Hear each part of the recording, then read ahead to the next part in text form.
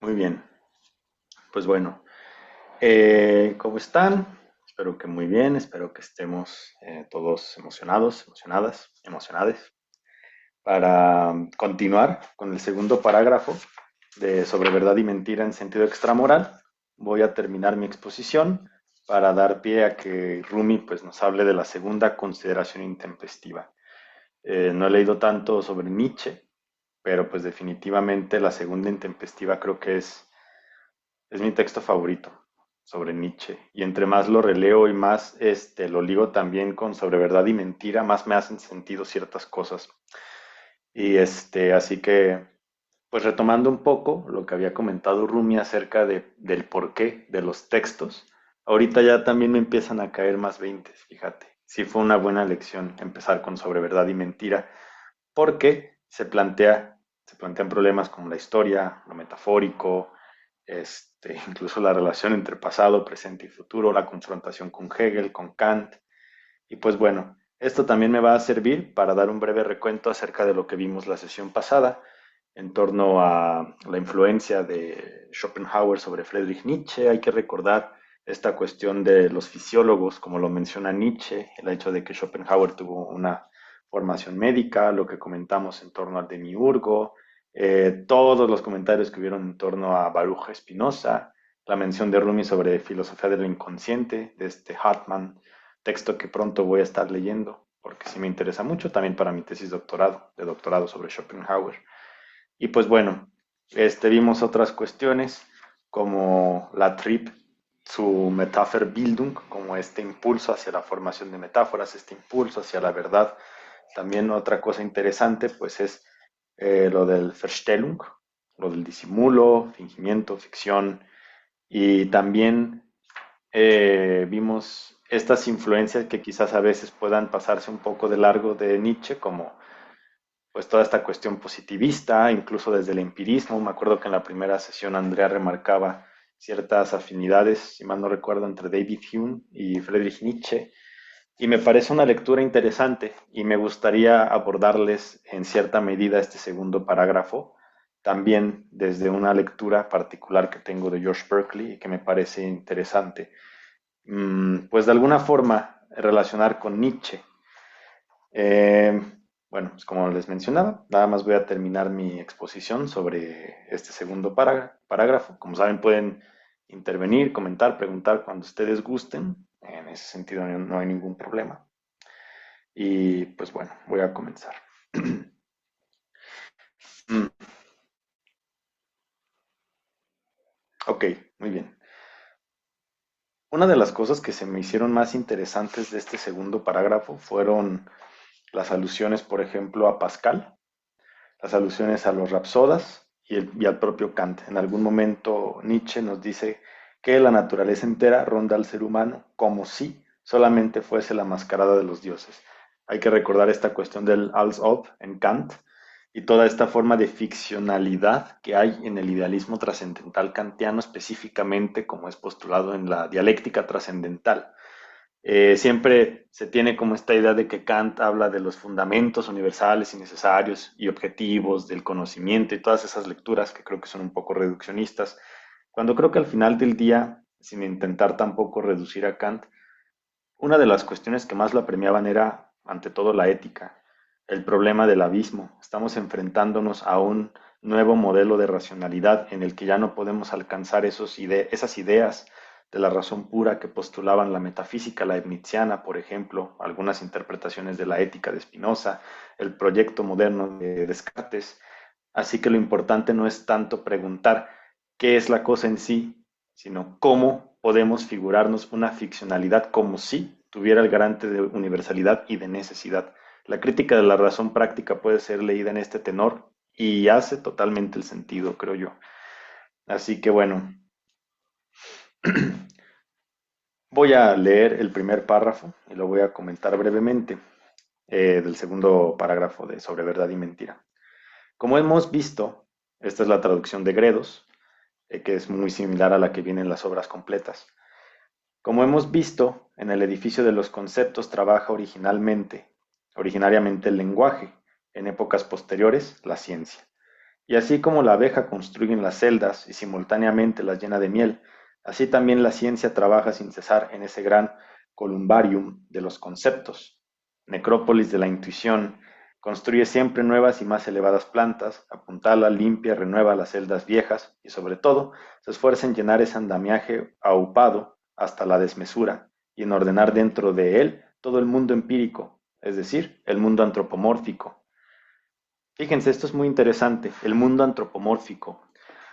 Algo que le gustó mucho a Friedrich Nietzsche y que podemos encontrar en algunos de sus apuntes de juventud fue una metáfora schopenhaueriana que a mí también me gusta mucho y creo que a veces no se hace tanto énfasis en ella, macántropos.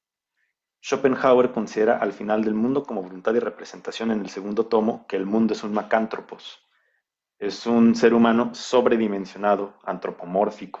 Pensemos que la voluntad, incluso siendo la cosa en sí Schopenhauer, y aun siendo que no podemos acceder a ella totalmente porque es un Abgrund, es un abismo, carece de un suelo, de un fundamento, escapa del principio de razón suficiente, aún así podemos, incluso yo me atrevería a decir, ficcionalizar esta voluntad como un ser humano sobredimensionado que desea irracionalmente y de manera constante y que nunca va a ser saciado. Hay que recordar que, como bien dijo Pilar de Santa María, una experta en Schopenhauer, si hay algo que caracteriza la ontología schopenhaueriana es que es una ontología de lo diabólico. El ser del ente tiene esta determinación que no es perversa como tal porque no es en sí misma mala, pero el hecho de que todo lo que existe desee constantemente y ante todo intente mantener a toda costa su individuación es lo que vuelve este principio de realidad algo que en la ética schopenhaueriana tiene que ser negado. Es la Mitleid, la compasión, no pasar de mí hacia ti, sino de acompañar el sufrimiento. En ese sentido, Schopenhauer se opondría a la empatía y eso lo menciona brevemente en los dos problemas fundamentales de la metafísica, de la ética, perdón. Así que bueno, aquí me parece muy interesante que Nietzsche alude al mundo empírico como un mundo antropomórfico, porque realmente si se ponen a pensar, no hay verdad, no hay ontología, no hay incluso ciencia en sentido estricto que no tenga algo de antropomorfización. O sea, no podemos realmente escapar de esta determinación metafórica. Él mismo dice posteriormente que si quitáramos este Trieb zum Metapherbildung, este impulso hacia la formación o creación de metáforas, estaríamos dejando de ser humanos. Somos animales astutos, somos animales prudentes, ficcionalizamos. Es una forma de adaptarnos a un mundo que a veces puede desbordarnos por su carácter de abismalidad. Y por un lado también retomo lo que muy genialmente nos dice Rumi, siempre se alude al carácter dionisiaco de Nietzsche como si fuera un desborde total de la racionalidad y como si fuera irracional y casi lo imaginamos como un Charles Bukowski extraño, edgy, eh, pero no es tanto así. O sea, al final del día también el columbarium de la intuición, la necrópolis, los conceptos que va formándose a través de la ciencia son necesarios. Si solo viviéramos en el mundo de lo intuitivo, no podríamos realmente tener ninguna clase de estabilidad de nada. Aun si esta intuición y si estos conceptos responden no a una cosa en sí, sino a una ficcionalización útil para la vida, en base a los efectos que nos dé. ¿Por qué Nietzsche menciona a Pascal? Creo yo que es porque Pascal nos brinda la apuesta sobre la existencia de Dios. Yo siempre tuve ciertas reticencias a leer a Pascal. Los pensamientos, su obra máxima, está llena de interpretaciones muy raras sobre la Biblia y a veces pues sí se deja ver como muy cristiano, en el mal sentido creo yo. Pero cada vez me agrada más, cada vez lo quiero más. Me estoy empezando a dar cuenta de que en él se da una atención muy interesante como hombre de ciencia, de la nueva ciencia que estaba surgiendo en la modernidad y al mismo tiempo como hombre de fe. Así que al final del día, si nos habla de la apuesta de la existencia de Dios, no creemos en Dios porque podamos comprobarlo. El infinito nos desborda y el infinito es otro de los temas de Pascal a lo largo de sus pensamientos y de su propia filosofía. Voy a abordar eso un poco más adelante. Tiene efectos buenos, si lo vemos así, potencializantes creer en Dios. Por eso podemos apostar por su existencia, al menos en un sentido moral. Por eso Nietzsche alude a Pascal y a esta cuestión del sueño. No me parece en lo absoluto arbitrario. Si está aludiendo a Pascal es justamente porque se da esta tensión de manera muy interesante. Hay otra cuestión que se me hace muy genial. Dice Nietzsche, ta, ta, ta, ta, ta, ese impulso hacia la formación de metáforas, es el siguiente párrafo, ese impulso fundamental del ser humano que en ningún momento se puede eliminar porque con ello se eliminaría al ser humano mismo, no está en verdad dominado ni apenas domado por el hecho de que con sus evanescentes productos, los conceptos, se construya un mundo nuevo, regular y rígido, que es como una fortaleza para él. Dicho impulso se busca para su actividad un campo nuevo y un cauce distinto, que los encuentra en el mito y de modo general en el arte. Constantemente confunde las rúbricas y las celdas de los conceptos, introduciendo nuevas extrapolaciones, metáforas y metonimias. Constantemente muestra el deseo de configurar el mundo existente del ser humano despierto, haciéndolo tan multicolor, irregular, inconsecuente, inconexo, encantador y eternamente nuevo, como lo es el mundo de los sueños.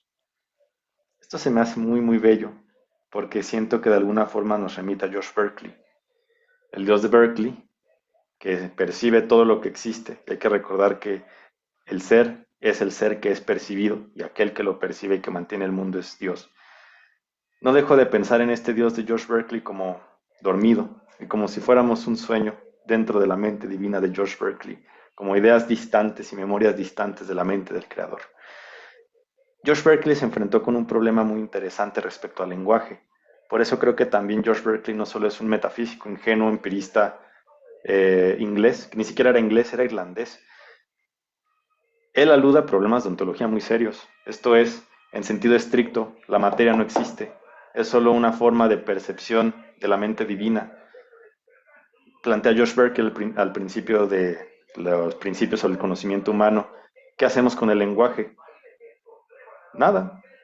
El lenguaje al final del día, incluso si es inexacto para representar conceptos filosóficos, al final del día tampoco se reduce a una mera representación. Tiene otras funciones, convencer, llegar al corazón de las otras personas, hacernos práctica la vida, hacernosla útil. Dice, entonces podemos dejarnos de la pedantería de pensar un lenguaje pulcro que represente una realidad fuera de nosotros. El lenguaje nos ayuda a existir, nos ayuda a convivir, aun si en sentido estricto pues somos el sueño de alguien que nos está soñando. Así que creo que en ese punto también están hermanados Friedrich Nietzsche y George Berkeley en este problema ontológico de cómo es que el lenguaje determina ciertos modelos de realidad, cómo es que incluso podemos pensar el ser del ente desde el lenguaje y cómo es que también encuentra este mismo sus límites. George Berkeley hace del lenguaje una ficcionalización útil, si lo vemos así, y eso también me parece muy interesante, porque, pues reitero, se suelen ver a las influencias de Nietzsche como Schopenhauer, como lo dionisiaco, los griegos, pero se deja de lado un poco todo este aspecto positivista y empirista que tiene Nietzsche y que me parece muy interesante y que está presente a lo largo de sus textos, creo yo. Me gustaría comentar un par de cuestiones antes de cerrar mi exposición. La primera es, Nietzsche también nos alude a los rapsodas. Nos dice, eh, palabras, varias oraciones después, en el párrafo siguiente, pero el ser humano mismo tiene una invencible tendencia a dejarse engañar y está como mágicamente transformado por la felicidad cuando el rapsoda le narra cuentos épicos como si fuesen verdaderos, o cuando en una representación teatral el actor interpreta al rey más regiamente de lo que la realidad lo muestra. El intelecto, ese maestro de la ficción, está libre y sin la carga de su ordinario servicio de esclavo tanto tiempo cuanto puede engañar sin causar daño, y entonces celebra sus Saturnales. Nunca es tan exuberante, tan rico, tan orgulloso, tan ágil y tan temerario. Friedrich Nietzsche tiene un texto sobre los filósofos preplatónicos o presocráticos, y siento que eso también nos ayuda mucho a entender más o menos este tipo de comentarios. Si mal no recuerdo, casi no nos habla de Genófanes, y aún así nos habla de Genófanes justamente en un apartado de su texto de los filósofos preplatónicos. Y me quedé pensando en torno a los rapsodas y en torno a esta figura interesantísima de Genófanes. La otra vez estaba leyendo un texto de Werner Jäger sobre los presocráticos y le da mucha importancia a Genófanes, Werner Jäger. Y hay que recordar que es historiador y que es filólogo. A veces escribe aburridísimo. Tiene 2 capítulos sobre los misterios del Eleusis y los ritos órficos y no llega a nada porque se la pasa con minucias filológicas. Pero el capítulo de Genófanes es muy brillante, porque nos presenta a un Genófanes angustiado, como este puente entre las viejas metáforas del mundo griego, la vieja paideia, Homero, Siodo, y también toda esta nueva ola, todo este nuevo flujo que llena o que intentaba llenar las viejas vasijas del repertorio de metáforas, de verdades, por así decirlo, de la antigüedad griega. Genófanes nos dice, todos hemos aprendido de Homero y de Siodo. Y ese es uno de sus pocos fragmentos genuinos. Y sin embargo, a pesar de que Genófanes cantaba y recitaba los versos de la Iliada, de los trabajos y días, de la cosmogonía de Hesiodo, él también aludía a sus propios versos. ¿Qué es lo interesante de esto? Genófanes parece tener un pie en el pasado y el otro en el futuro. Esto es, parece que al hecho de él aludir a sus propios versos y hablar del Dios como un solo Dios, criticar el antropomorfismo divino, como lo presentan los grandes formadores de la antigüedad griega, Homero y Hesiodo, que no dejaron de ser los grandes formadores no solo de los griegos, sino también de la época helénica, siglos y siglos después. Genófanes es el primero en asumir seriamente las consecuencias de pensar el theos y la physis desde la escuela de los milesios, desde Heráclito, y tener esta tensión de o son los dioses viejos o asumimos todas estas consecuencias de la nueva forma de concebir la divinidad y la naturaleza y tenemos que criticar todo lo que hemos aprendido. Todo lo que nos dijeron Homero y Hesiodo quizás no era tan bueno para la vida después de todo. Así que por eso se me hace muy interesante que Nietzsche nos hable de los rapsodas, porque estaban en esta posición muy interesante. Al menos Genófanes lo estuvo. Y bueno, me gustaría este, decir otro punto y ya al respecto. Al final, parecería que Nietzsche, de una manera bastante griega, está intentando pensar tanto el dominio o la dimensión intuitiva de la vida como la conceptual. No es que niegue una y no es que niegue la otra. Más bien lo importante es encontrar esta igualdad de peso, este Gleichgewicht que tanto hemos discutido Rumi y yo, esta igualdad de pesos en la vida, pero no se mantienen objetivamente así. No es que en algún momento lleguemos a un punto cero en el que el mundo de la intuición, que alude a nuevas metáforas, que alude a nuevas formas de ficcionalizar la vida, y por otro lado también los conceptos ya establecidos, las intuiciones muertas, petrificadas, que alguna vez fueron intuiciones vivas, se mantenga así, sino lo importante es saber cuándo más uno, cuándo más otro. En ese sentido, lo apolíneo y lo dionisiaco en Nietzsche no es que tengan una preeminencia total ontológica de decir solo lo apolíneo o solo lo dionisiaco es lo verdadero en sí por sí. Lo que denuncia Nietzsche, de hecho, es el exceso de lo apolíneo. No tanto que no exista lo dionisiaco o que tengamos que regresar a una cosa llamada lo dionisiaco, sino mantener esta igualdad de pesos en la medida de lo posible. Porque al final del día también, si pretendemos encontrarle un sentido a la historia que sea teleológico y que responda a una suerte de concatenación necesaria de las metáforas que se han creado a lo largo de la historia, nos estamos yendo por caminos no equivocados, pero sí peligrosos, que pueden conllevar justamente a justificaciones como el uso de la fuerza del Estado en Hegel, por ejemplo. Creo que en ese sentido su teleología desemboca en eso. O Heidegger, que apuesta por el nacionalsocialismo.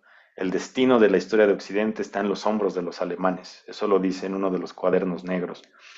Así que apelar a esta forma de lucha de metáforas, de dejar paso a nuevas metáforas, pero también saber que en algún momento no podemos deshacernos totalmente del pasado porque hacemos uso de toda esta serie de necrópolis de la intuición que son los conceptos, es que podemos mantener mejor este equilibrio entre lo nuevo, que adviene desde el futuro, y lo viejo. Así que me gustaría cerrar esto con una pequeña lectura que voy a hacer sobre Jorge Luis Borges en torno a la metáfora de la esfera. Va a ser breve, cómo la esfera representaba cierta ficcionalidad para los presocráticos y los griegos y cómo desemboca en Pascal. Fíjense qué bonito está esto. Se los voy a leer. Nos dice Borges en su ensayo La esfera de Pascal. Quizás la historia universal es la historia de unas cuantas metáforas. Bosquejar un capítulo de esa historia es el fin de esta nota. 6 siglos antes de la era cristiana, el rapsoda Genófanes de Colofón, harto de los versos homéricos que recitaba de ciudad en ciudad, fustigó a los poetas que atribuyeron rasgos antropomórficos a los dioses y propuso a los griegos un solo dios, que era una esfera eterna. En el Timeo de Platón se lee que la esfera es la figura más perfecta y más uniforme, porque todos los puntos de la superficie equidistan del centro. Olof Guigón entiende que Genófanes habló analógicamente. El dios era esferoide porque esa forma es la mejor, o la menos mala, para representar la divinidad. Parménides, 40 años después, repitió la imagen. El ser es semejante a la masa de una esfera bien redondeada, cuya fuerza es constante desde el centro en cualquier dirección. Empédocles de Agrigento, a pocos años de su muerte, de Parménides, el siciliano Empédocles de Agrigento urdió una laboriosa cosmogonía. Hay una etapa en que las partículas de la tierra, del agua, del aire y del fuego integran una esfera sin fin, el esfero redondo que exulta en su soledad circular. Y un poquito más adelante nos dice, el poema de Dante, de la Divina Comedia, ha preservado la astronomía tolemaica que durante 1400 años rigió la imaginación de los hombres. La Tierra ocupa el centro del universo. Es una esfera inmóvil y en torno giran 9 esferas concéntricas. Las 7 primeras son los cielos planetarios. La octava, el cielo de las estrellas fijas. La novena, el cielo cristalino llamado también primer móvil. Para un hombre, para Giordano Bruno, la rotura de las bóvedas estelares fue una liberación. Proclamó en la Cena de las Cenizas que el mundo es, en efecto, infinito, de una causa infinita, y que la divinidad está cerca, pues está dentro de nosotros, más aún de lo que nosotros mismos estamos dentro de nosotros. Esto se escribió con exultación en 1584, todavía en la luz del Renacimiento. 70 años después no quedaba un reflejo de ese fervor, y los hombres se sintieron perdidos en el tiempo y en el espacio. En el tiempo, porque si el futuro y el pasado son infinitos, no habrá realmente un cuándo. En el espacio, porque si todo ser equidista de lo infinito y de lo infinitesimal, tampoco habrá un dónde. Nadie está en algún lugar. Nadie está en algún día. Nadie sabe el tamaño de su cara. Y por último, en aquel siglo desanimado, el espacio absoluto que inspiró los hexámetros de Lucrecio, el espacio absoluto que había sido una liberación para Bruno, fue un laberinto y un abismo para Pascal. Este aborrecía el universo y hubiera querido adorar a Dios, pero Dios, para él, era menos real que el aborrecido universo. Deploró que no hablara el firmamento, comparó nuestra vida con la de náufragos en una isla desierta. Sintió el peso incesante del mundo físico, sintió vértigo, miedo, sintió soledad. Puso todo esto en palabras. La naturaleza es una esfera infinita, cuyo centro está en todas partes y la circunferencia en ninguna. Así publica Brunswick el texto, pero la edición crítica de Tourneur, que reproduce las tachaduras y vacilaciones del manuscrito, revelan que Pascal empezó a escribir una esfera espantosa, cuyo centro está en todas partes y la circunferencia en ninguna. Quizás la historia universal es la historia de la diversa entonación de algunas metáforas. Fin de la cita. Fin del ensayo de Borges. Tiene toda la razón. Si me lo preguntan, tiene toda la razón. No es un sentido histórico, no es una teleología, no es el espíritu manifestándose y culminando en el Estado alemán. Es una serie de metáforas, que alguna vez tienen una entonación y otras veces tendrán otra. La esfera representaba la divinidad, los límites y la moderación para los griegos, y para Pascal encarna la absoluta angustia de que Dios pareciera estar en todas partes y al final en ninguna. Y bueno, con eso me gustaría terminar mi exposición sobre el segundo parágrafo de Sobre verdad y mentira en sentido extramoral. Espero que haya sido de su agrado.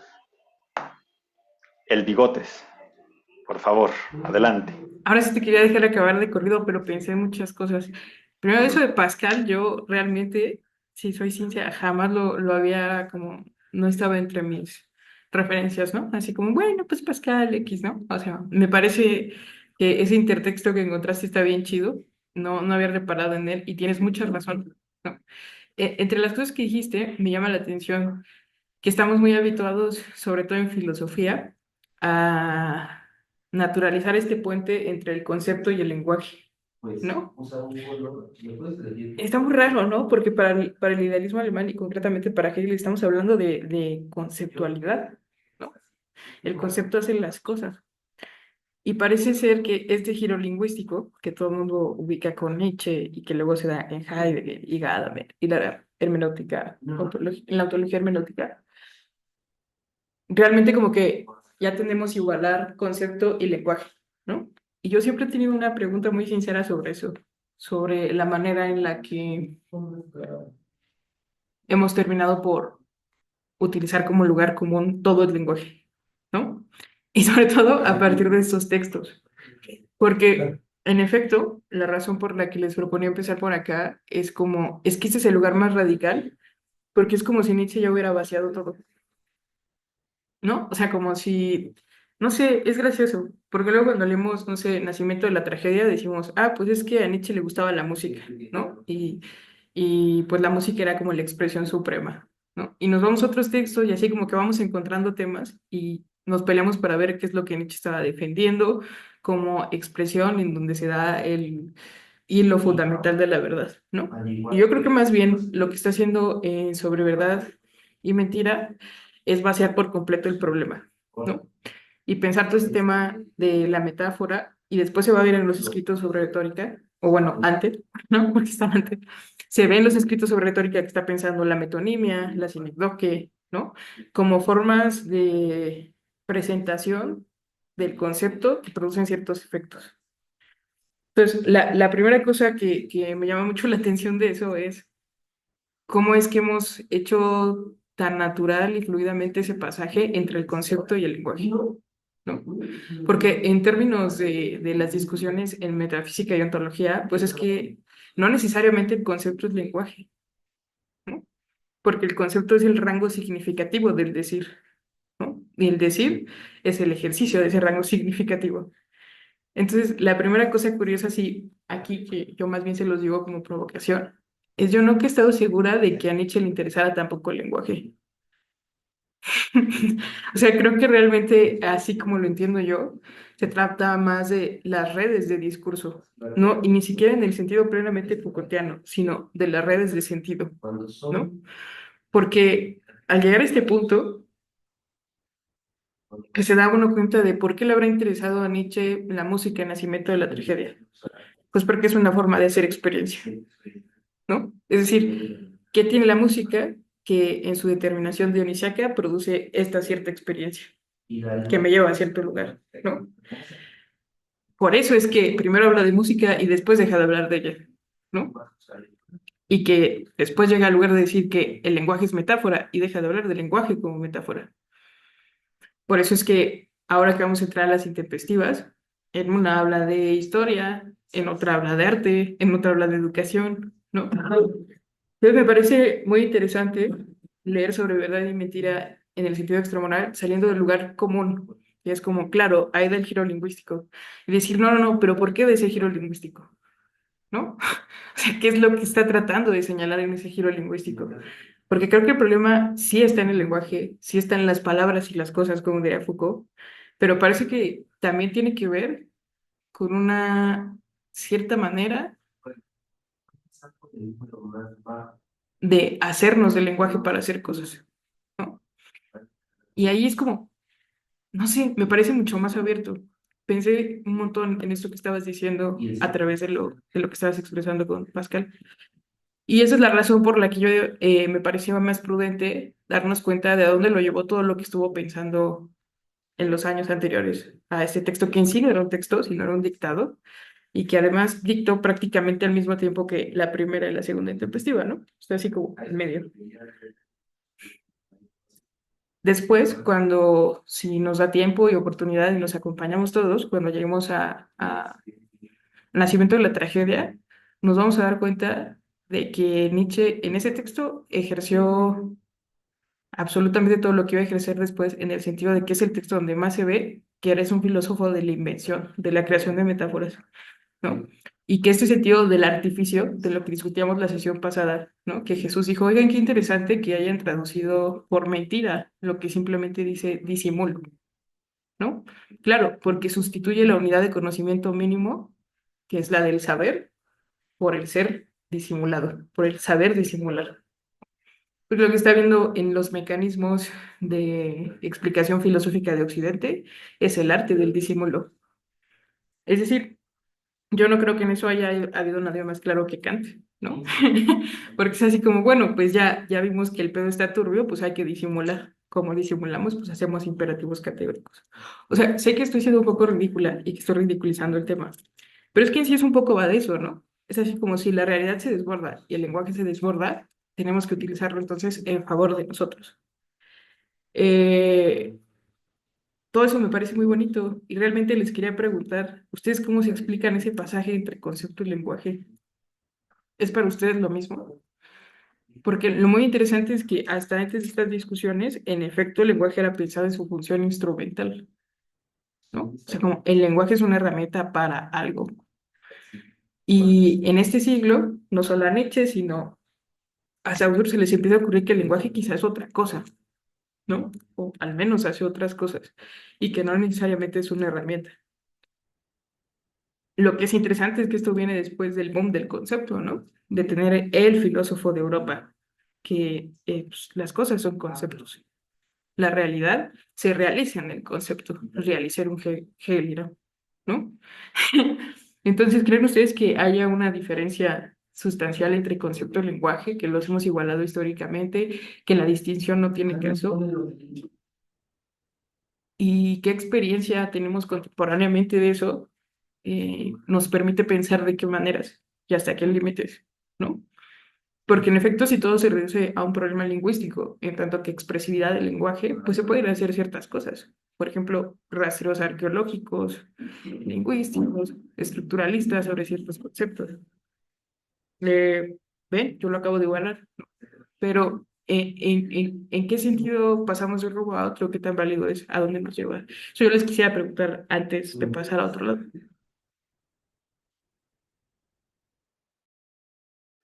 Ivana, por favor, haznos el honor. Gracias, Jesús.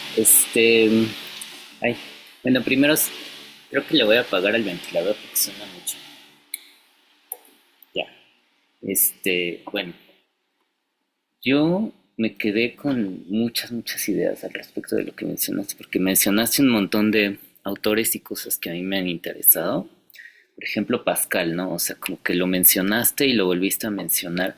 Y yo recordé que la primera vez que leí a Pascal, noté como una fuerza pues muy inaudita que nunca había conocido en un filósofo, porque digamos que él, por eso a veces lo ponen como precursor del existencialismo, ¿no? Porque en sus pensamientos está en juego su vida, ¿no? Y su verdad y su creencia y su fe y muchas cosas.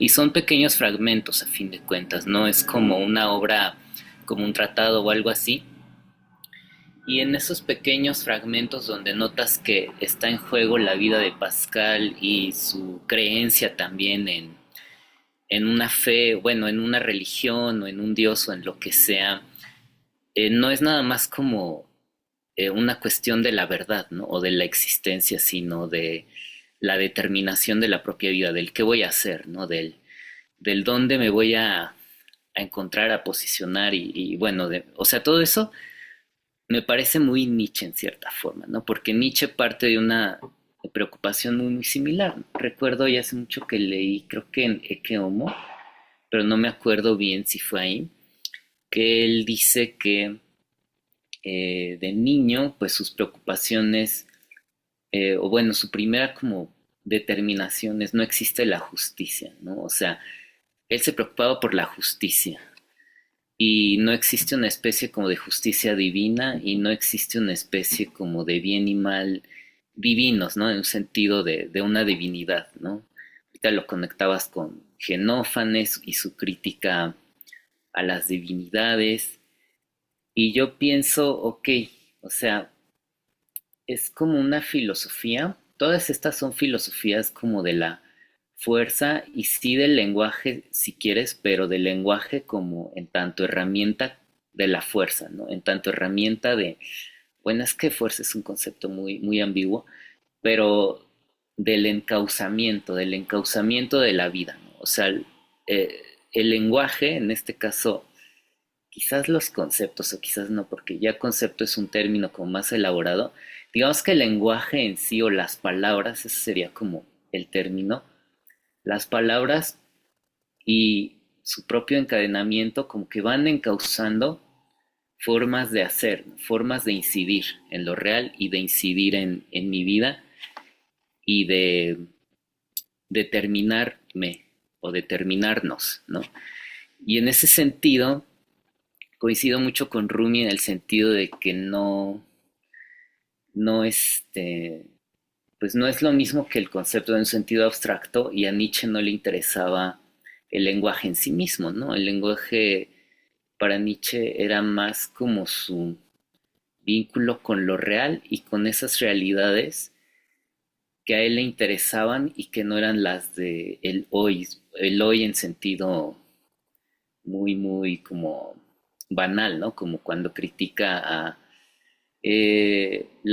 bueno, a quienes leen los periódicos, o sea, como, bueno, o sea, como una vida banal del hoy, como si el hoy fuera todo lo que hay, y no realmente encontrarnos con esas civilizaciones pasadas o pensamientos del pasado que en realidad no son del pasado, sino que siguen siendo muy actuales, ¿no?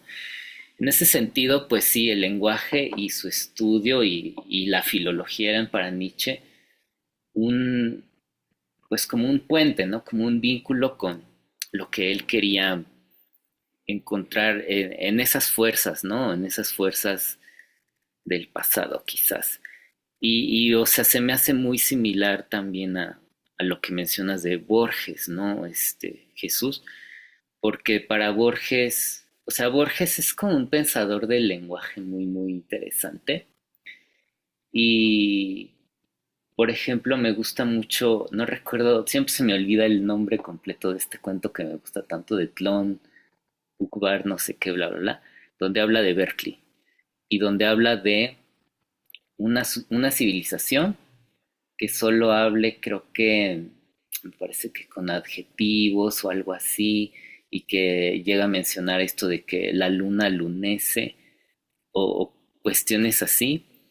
Eh, y entonces ahí como que da cuenta de que todo el lenguaje es en realidad una determinación de la realidad, no es nada más como que algo que dice sobre algo, ¿no? No es más, no es como mera alusión, mera descripción o mera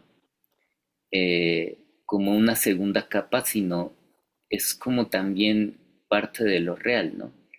Y cuando mencionaste a Berkeley me sorprendió mucho, Jesús, porque yo no recordaba esta parte tan específica del lenguaje, me acordaba de partes como más, ya cuando habla de Dios y de todo eso, pero cuando habla del lenguaje, o sea, me cayó el 20 de que desde Francis Bacon y desde muchos filósofos, bueno, sobre todo ingleses, tenían esta desconfianza del lenguaje, ¿no? De las palabras y de todo lo demás.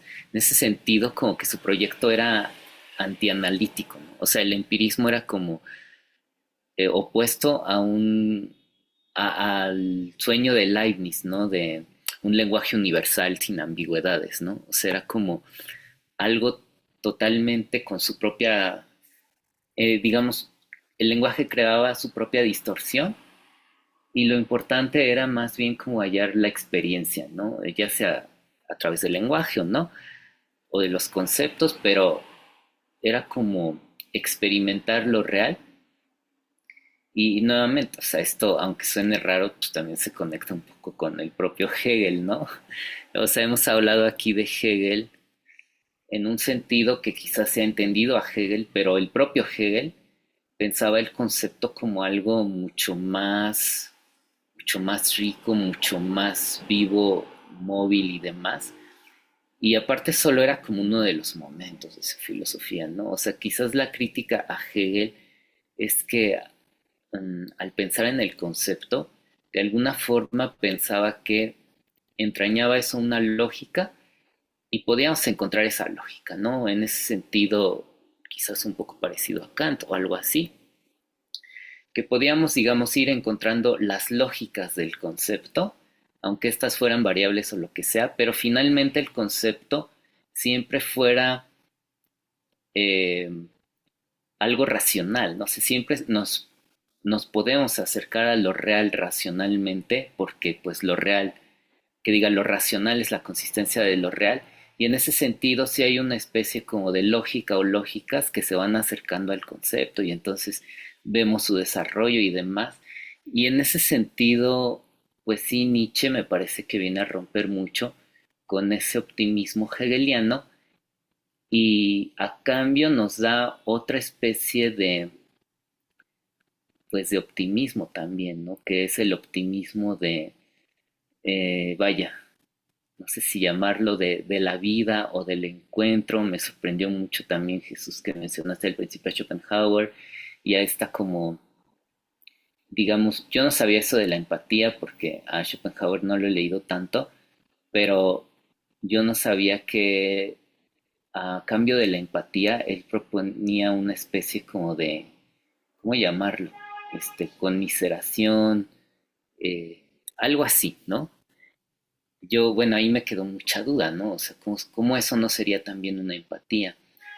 Pero creo que a lo que alude Schopenhauer es que finalmente no podemos cambiar las cosas, sino acompañarnos en las cosas.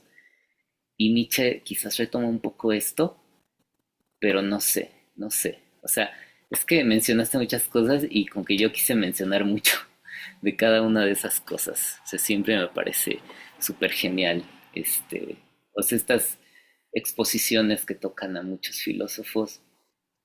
Y finalmente quería mencionar algo, pero ya se me fue. Bueno, si quieres ahorita si me acuerdo lo menciono, pero para darle paso a alguien más.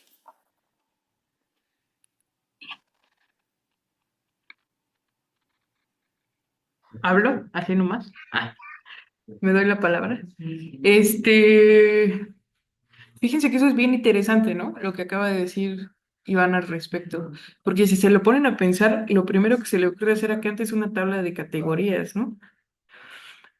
O sea, de categorías que además pasa por cómo hablamos y que acaba diciendo en la dialéctica eso de que el lenguaje es error. O sea, parece que como que se está cosechando una especie de sospecha ante la manera, ante las herramientas con las que contamos para decir algo, ¿no? Pero es como una línea que se va siguiendo, porque fíjense, hay un fragmento de Nietzsche muy famoso, ¿no? De El filósofo atrapado en las redes del lenguaje.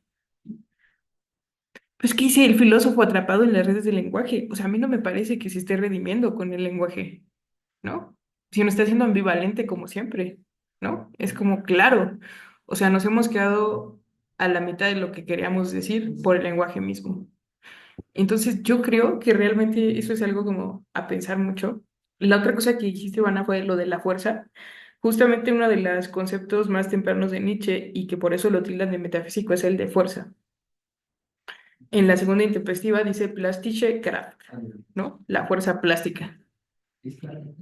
Ahorita no se conectó Andrea, pero ella es la que más le sabe eso. Lo de la fuerza plástica es como, bueno, lo entendemos en tanto que filósofo es muy fácil, ¿no? Como de, sí, claro, es lo que nos hace producir arte. Pero todo ese tema de la fuerza plástica se va convirtiendo en el tema del tribe, es decir, del impulso, ¿no? Entonces yo no creo que Nietzsche estuviese renunciando a decir que había algo así como espacios en los que la realidad se configura, inclusive sobre el fenómeno que llamamos lenguaje. Eh, ¿Por qué? Porque no creo que diga que hay algo detrás del lenguaje, o sea, no estoy diciendo eso, ¿no? Sino que está utilizando el lenguaje para tematizar el problema del concepto de otra manera, es decir, para superar el límite que le había impuesto Hegel o el hegelianismo, ¿no? ¿Cuál era ese límite? Pues en efecto el concepto es pura realización, aunque sea algo más rico, parece que todo, como dice Hegel, que la realidad es racional y lo real es racional. Y yo creo que aquí lo que hace Nietzsche es decir, es que quizá es más que racional, ¿no? O sea, porque parece que las redes del lenguaje mismo cobran vida, ¿no? Pero no sé si por el lenguaje en sí mismo, como cosa era el interés, ¿no? O por las estrategias con las que se configura la realidad. ¿Por qué les digo esto? Porque de ahí su interés hacia la historia. Y ahí podemos virar al texto que dijimos en segundo lugar, que fue por esto, ¿no? O sea, uno, pues, ¿de qué es de lo que más podemos identificar que se queja Nietzsche? Del platonismo, del hegelianismo y del kantismo, ¿no? Entonces ya conocemos a, como a sus adversarios directos. Y después se van haciendo más, ¿no? Porque después se pelea con Wagner, después reniega de Schopenhauer. Pero bueno, ahí tenemos como esas tres líneas principales. Entonces, cuando empezamos a leer el texto que sigue, lo que descubrimos es que, bueno, ¿qué tendrá que ver la historia con el lenguaje? O sea, ¿por qué estaba escribiendo lo mismo al mismo tiempo? ¿Qué sentido tiene todo eso, no? Déjenme, para sustentar estas cosas payasas que les estoy diciendo, eh, hice una presentación, permítanme. Em, Perdí mi ventanita. Esperen, esperen. Aquí estamos. Les voy a poner compartir pantalla. Tan, tan, tan, tan, tan. Pero te está marcando el número. Miren, papá, ¿cómo? Ahí está. ¿Ya lo ven en pantalla completa? ¿O solo yo? Sí, sí se ve. Ok.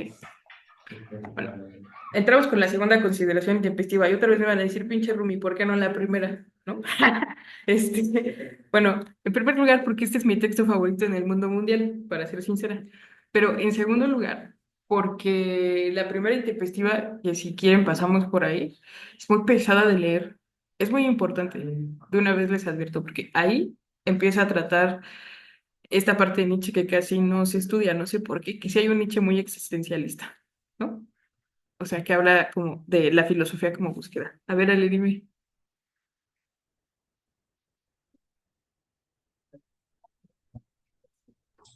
Perdón, estaba toda perdida. Sí. Es que antes de pasar con esta parte, quería compartir dos cositas sobre esta pregunta que mencionas de el concepto y el lenguaje en este puente. Es algo que a mí me llamó desde que leí el primer parágrafo, porque, no sé, me empecé a pensar en los distintos lenguajes que existen, los distintos idiomas más bien. Siempre pasa, o me ha pasado continuamente cuando empiezo a conocer más de cada uno, que encuentro palabras que no existen en otro, o que, ¿no? Cuando los quiero pensar desde mi propio idioma, no existen, ¿no? O simplemente, o tengo que usar muchísimas más palabras o otra forma de expresarlos. Entonces, con esa cosa tan sencilla, también llegué a pensar, ¿no? También eso, cómo, qué pasa con ese concepto, ¿no? ¿Dónde queda? Pero entonces lo aterrizo más bien desde la danza, que es desde mi propia trinchera, que ahorita en la actualidad se han explorado tantos lenguajes, tantas formas de bailar, de hacer coreografía, que observo que la tendencia es crear de manera improvisada.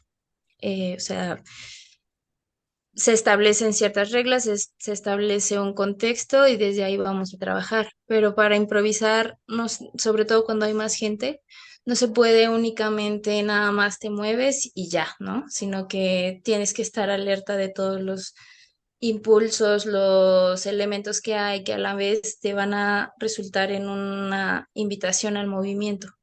Entonces, ¿qué pasa? Que si uno, y digo, perdón que me mueva mucho. Me saltó mucho cuando en el segundo parágrafo hace esta distinción del hombre racional y del hombre guiado por las intuiciones, ¿no?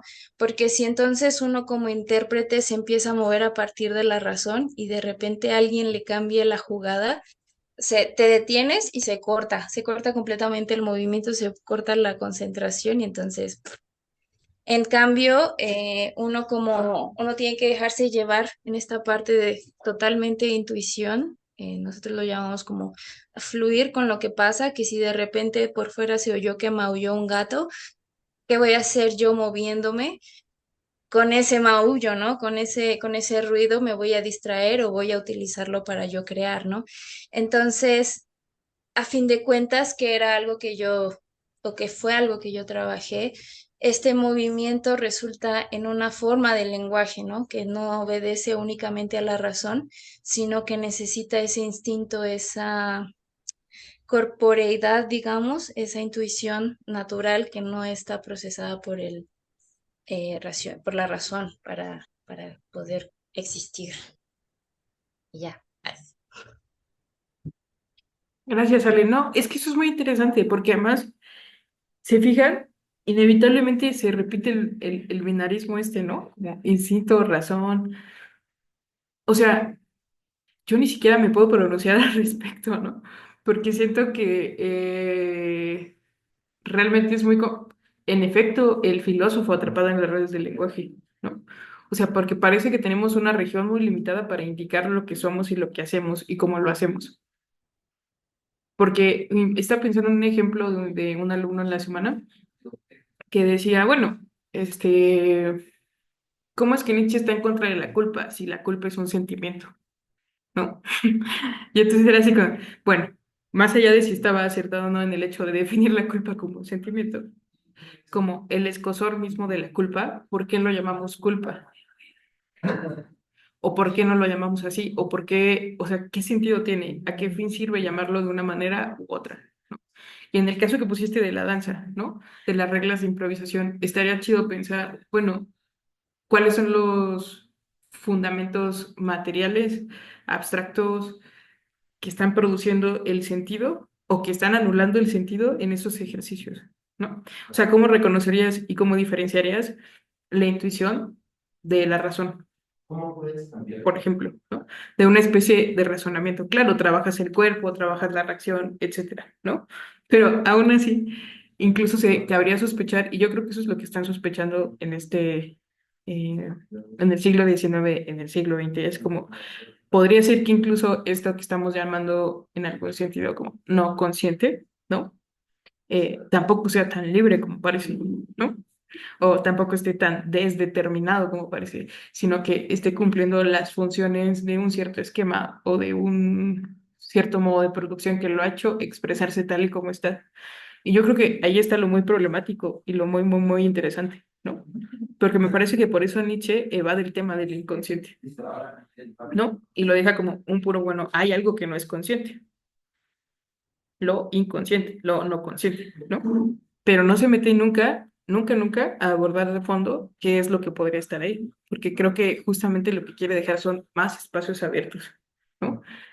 Entonces yo creo que realmente esto que dices de la danza es muy interesante, porque es esta parte de Nietzsche que si bien no es bueno entender como irracionalista, parece que sí pretende reconciliarse con las experiencias humanas en términos de no mediadas por el artificio de la racionalidad. No sé si de la razón, ¿no? Porque ve que dice que el cuerpo es la gran razón. Y además de que dice que el cuerpo es la gran razón, no que está peleado con el conocimiento o con el conocer o con el saber, ¿no? Sino con una cierta forma de esquematizar esas líneas que nos hacen saber, conocer, sentir y en este caso con la que vamos a ir de experimentar el tiempo también. Entonces como que sería interesante desvariar muchísimo más hacia allá y problematizar, no solo con Nietzsche, sino como lo hiciste ahorita, ¿no? Con el lenguaje, con las expresiones artísticas, con los diferentes, ¿qué? Técnicas de reproducción en las artes. Si, ¿cómo es que se ha procesado todo este tema de lo instintivo, lo inconsciente, lo corporal? ¿Y qué es lo que ha supuesto como estructura misma de reproducción del sentido? O sea, ¿no es también un saber o un conocimiento? Y no sé, además, ¿es racional o no lo es? ¿No? Como que cada vez lo pienso más y más y más, ¿no? Porque incluso me encuentro a mí misma sintiendo algo y teniendo palabras muy determinadas para ese sentimiento, ¿no? O sea, cuando el chico ponía este ejemplo de la culpa, fue como, oh, diablo, sí, pero justo lo que te preguntaría, Nietzsche, es, y cómo llegaste a saber que eso es culpa, ¿no? O sea, cómo llegaste a determinar esa pulsión como culpa. Yo siento que por ahí va un poco el problema, como, y por eso también le interesa la historia, pero voy a dejar hablar a Jesús y a Ivana. Gracias, Rumi. Bueno, si quieres yo menciono algo también de rápido, porque justo lo que mencionó Ale me hizo pensar muchas cosas y quizás preguntarle algo, bueno, a todos y a todas, pero ya que has estudiado la danza y bueno, y danza y toda esa cuestión, ¿qué pensarías de la danza como una especie de habla, por así decirlo, ¿no?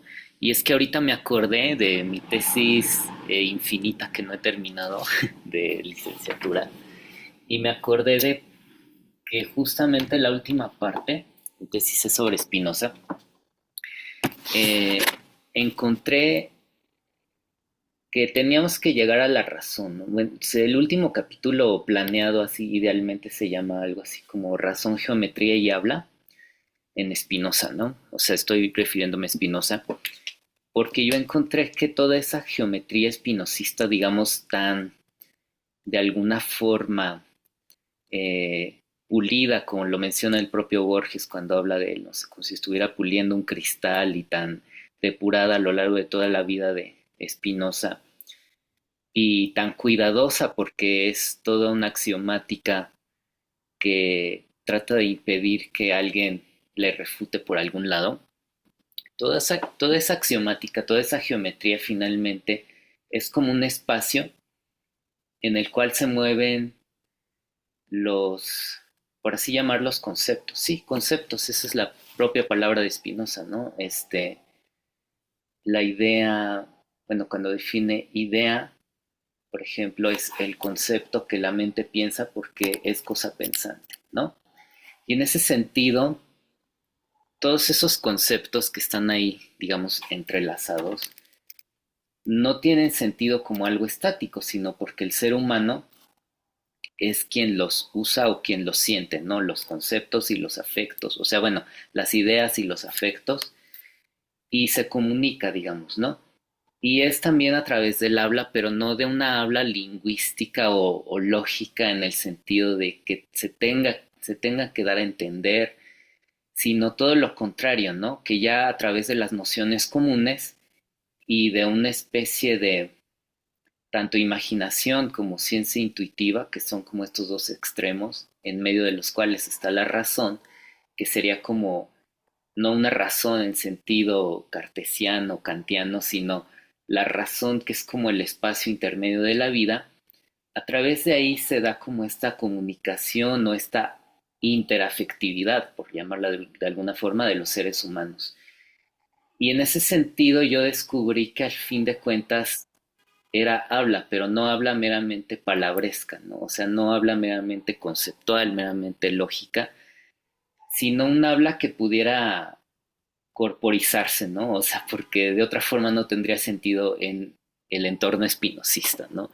Y en esta corporización o algo así del habla, es que hay cosas como la danza, ¿no? O muchas cuestiones que también son habla en este sentido, no meramente palabresco, y no solo la danza o lo que normalmente llamamos danza porque tenga una especie de coreografía, de improvisación, como de escenario o intimidad o lo que sea, sino, vaya, o sea, que puede extenderse hacia todas las formas de movimiento concebibles, ¿no? O sea, me acordé mucho ahorita de Isadora Duncan, que digamos que vino así como a cambiar la forma en la que se hacía danza de forma tan estructurada con la danza clásica. E Isadora Duncan creo que mencionaba que, o sea, que cada movimiento es en realidad danza, ¿no? O sea, cuando desestructuras la danza de sus estructuras rígidas, de sus formas como predeterminadas, entonces te das cuenta de que cada movimiento, incluso, no sé, caminar o ver las olas o lo que sea, todo esto es como movimiento y a la vez es como una especie de danza, justo como lo que mencionaba Ale, de que escuchas a un gato maullar o cualquier eventualidad y entonces lo incorporas a tu movimiento en vez de digamos, sorprenderte y que esto rompa como con tu forma. No, no sé, o sea, como que lo incorporas y al ser algo colectivo también es como una especie de habla quizás. Entonces, me suena también muy, muy Nietzsche. De hecho, me acordé de un libro, no lo he leído, pero que está ahí en la Biblioteca Central, que es Nietzsche y la danza o algo así. Pero no, lo tengo pendiente.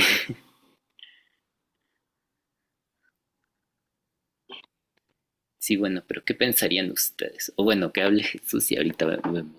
Es que ya estoy llevando a otros linderos esto. Bueno, así nada más brevemente, a mí también me llegan muchas como ideas al respecto de esto. Por ejemplo, pienso en el concepto de infinito, de infinitud. Los griegos no hablaban realmente de algo infinito. Anaximandro a lo mucho habla de lo indeterminado, el apiron, pero como tal no es infinito. Parecería más bien que los griegos le temían bastante al infinito. Pienso, por ejemplo, en Aristóteles diciendo que no puede existir una infinitud de causas, tiene que haber una causa que dé cuenta del movimiento. A lo mucho, el movimiento infinito es el circular, porque parte de un punto a otro siempre, pero no puede ser como inercial en un sentido newtoniano, o incluso en Parménides que dice que el ser está bien limitado por la necesidad, el esfero de Empédocles, etc, etc, etc. Porque quienes no le temían tanto al infinito justamente eran los judíos, el misticismo judío. Y me pongo a pensar en la relación entre Derrida, entre Nietzsche, entre la potencialización del lenguaje, entre el propio Spinoza, entre lo que dice Rumi en torno a cómo es que Nietzsche vacía, por ejemplo, en Sobre Verdad y Mentira, en sentido extramoral, estas metáforas. Pienso en Gershom Scholem cuando dice que un místico judío llegó a decir que toda la Torá era un Aleph. La letra Aleph es muda. Necesita de otra letra en el alfabeto judío para tener un sonido.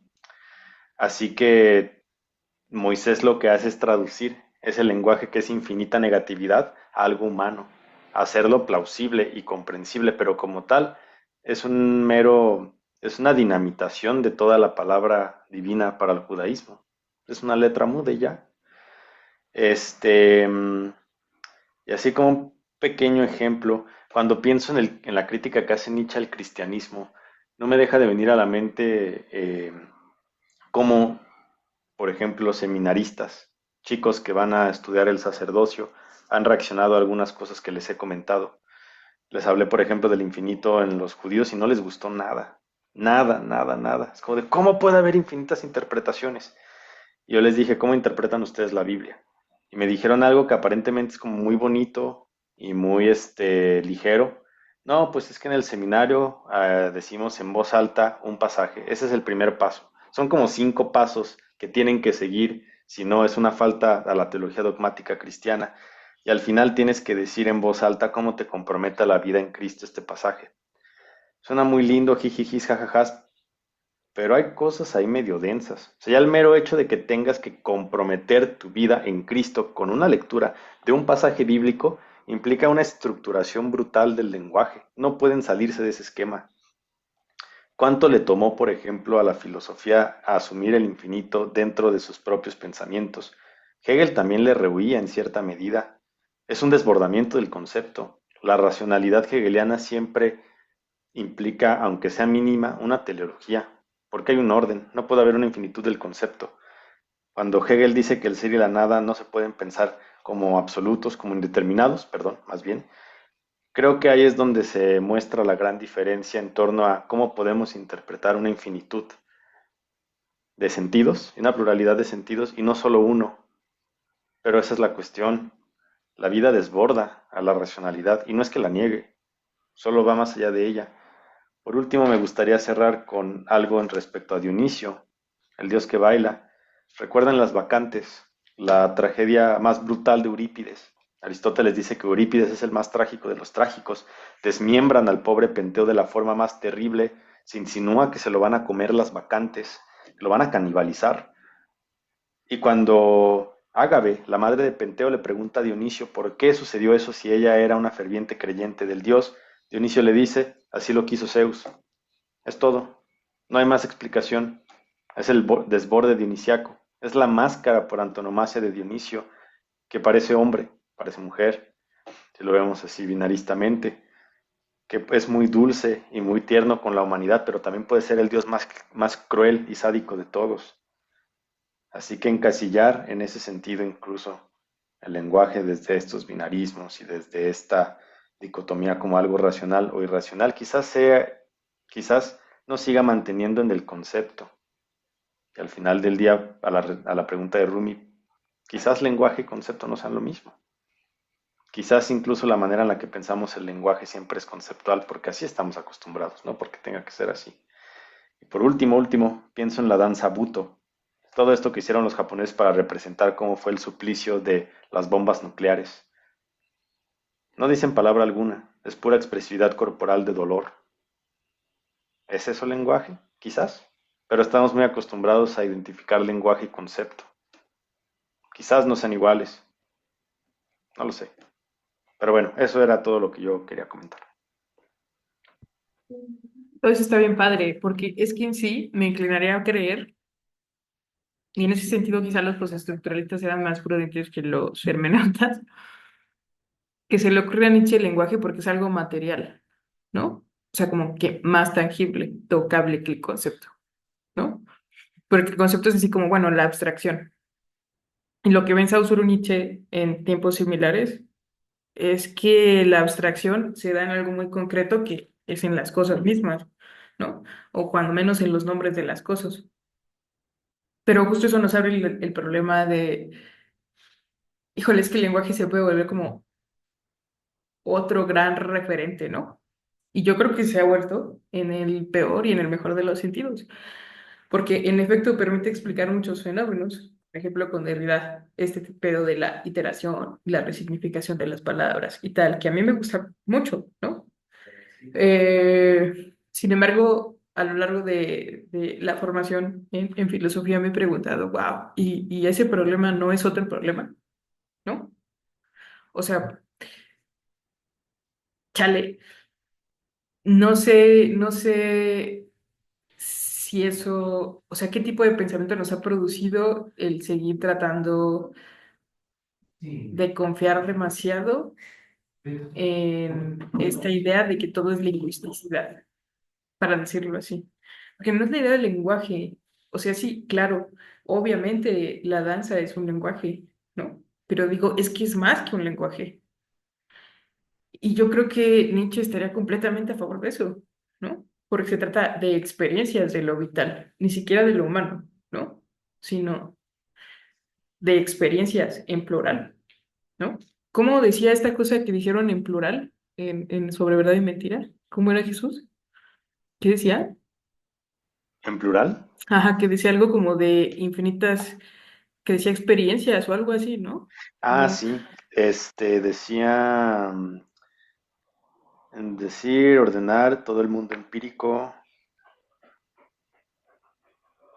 Sí, creo que sí era las experiencias, pero no sí, recuerdo muy bien. Ujú. o sea, él mismo está diciendo que lo que le interesa es como, es que se puede hacer otra forma de vitalidad, pero en muchos rubros, no solo en uno, ¿no? Y lo que yo no entiendo es como querer expresarlo en términos binarios, porque incluso en Nietzsche mismo, esto, y lo vamos a ver en este texto que empezamos, ¿no? Eh, pues su problema con la historia no es que quiera que haya ausencia de historia, o sea, no es el opuesto, ¿no? Sino es así como, vaya, o sea, hay ciertas formas de hacerse de la historia como técnica de creación de la realidad, ¿no? Entonces yo creo que en el mejor de los sentidos habrá que preguntarse si nos favorece en algo pensar un montón de expresiones como lingüísticas. O sea, no como el lenguaje, porque como el lenguaje pues es un universo de sentido y podemos incluso llegar a darnos licencia de decir no es racional o cognoscitivo, ¿no? Sino corporal. Pero habrá que separar entonces qué estamos entendiendo en cada caso por gramática, lenguaje, sintaxis, lingüicidad, ¿no? O sea, es como, no sé, yo tengo muchas sospechas al respecto, se las convertía porque además me parece muy como, ¿dice? Ah, están ahí en la discusión todavía. Este, no sé, me parece que ahí hay mucho hilo de dónde jalar, ¿saben? O sea, porque a veces es como que parece que los problemas ya son muy resolubles con sentencias muy fáciles, ¿no? O sea, pienso un montón en Deleuze y en esto de que para escapar de la metafísica, pues un lenguaje otro. O sea, como que, bueno, no sé, ¿no? Porque la pregunta también sería, pues, ¿tiene sentido escapar de la metafísica? No sé, o sea, son un montón de cosas ahí raras. Y se los planteaba desde este lugar, porque justo me parece que en el texto que estamos empezando hoy se ve muy claramente que no se trata tanto del lenguaje, ¿saben? Porque aquí vemos como la aparición de distintos problemas. Entonces les decía yo, empezamos por la segunda, sí porque me gusta más, pero porque la primera creo que nos va a desviar un poco del problema y me gustaría llegar ahí después, ¿no? Esta conectaba mejor con con lo que hemos estado discutiendo en los primeros dos encuentros. Entonces, bueno, es la segunda consideración intempestiva sobre las ventajas y el perjuicio de la historia para la vida. Y hay otra traducción que dice sobre las ventajas y el perjuicio de las ciencias históricas para la vida. Ese es un mejor título. Ahorita van a ver por qué. Este, y bueno, en alemán son Unzeige Betatrugen, ¿no?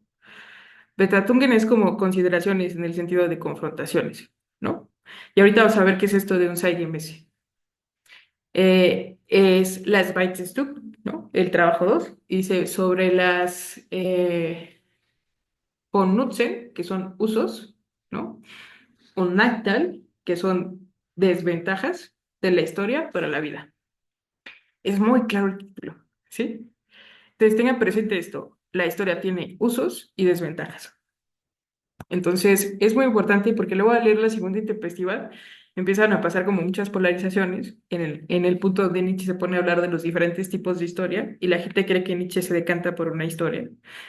Como siempre, tienden a polarizar la postura de Nietzsche, ¿no? Como Nietzsche es dionisiaco o Nietzsche es historia crítica. No, no, está diciendo usos, ¿no? Usos y desventajas, lo cual yo creo que además en su lenguaje está muy claro por dónde va. Bueno, este es un texto de 1874. El previo en 1873 es la uno y está a la par de cuando dicta sobre verdad y mentira. Y pues aquí les hice un cuadrito sobre las traducciones que ha tenido un Sayemes en diferentes idiomas y que conciernen como a la tradición, ¿no? Esto de el Unsay Gemese, por ejemplo, para los anglosajones, ha sido traducido como un fashioned, ¿no? O sea, que no está en tendencia. Lo cual creo que de todas las que conozco me parece la más fea. Está muy mal hecha, ¿no? La otra, que fue de la tradición italiana, es inactual, ¿no? En el sentido de no es contemporáneo, ¿no? Y la que nosotros conocemos, la que se legó para nosotros, es la de intempestivo, ¿no? Que tiene el sentido de inoportuno, contestatario, fuera de tiempo o lugar. Hay muchas razones por las que esta traducción perduró más. Uno es que Nietzsche aprobó esta traducción. La traduce Frau Baumgartner, que es como una señora aristócrata de su tiempo, que además es la mamá de uno de sus ayudantes, ¿no? Entonces el Nietzsche, que también era como bastante egoful y narcisista y tal, era así como, no, pues yo sé todos los idiomas del mundo mundial. Y la señora pues le sugirió que fuera intempestivo y viene del latín, ¿no? De intempestas. Entonces, en primer lugar, lo que yo les quisiera decir es, no existe una sola palabra en alemán. eh, o sea, esta palabra no tiene un equivalente en español. ¿No? En lengua romance es un saimese, o sea, no tenemos una palabra para eso. Lo que decía Ale, eso no existe. Entonces, esto de que sea intempestas en latín, pues mira, ¿no? Entonces, por una falacia de apelación a la autoridad, porque eso es como Nietzsche lo aprobó, esa es como la que pasó a ser buena. El segundo motivo es que, claro, alude a Nietzsche mismo, ¿no? Al filósofo del martillo, a lo contestatario, a Schopenhauer. Hay un libro en la biblioteca de Quesada que habla sobre el pensamiento intempestivo en ese sentido, ¿no? De todo el ímpetu schopenhaueriano de Nietzsche.